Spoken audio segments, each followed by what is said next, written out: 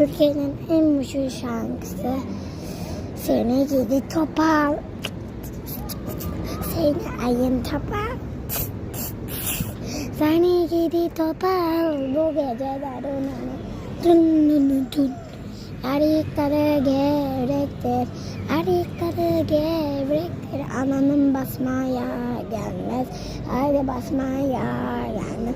Eller oynasın. Eller diller kaynasın diller. Eller sevmez sevesinler. O dilleri görmesinler. Amanın oynamasınlar eller. Eller oynamasın eller. Tam tersini söyledim ben. Güzel olmuş mu arkadaşlar? Bay bay. Ciao. Ciao. Bay bay. Ciao. Türkçe ve İngilizce. Ciao. Bay bay. Da. Ciao.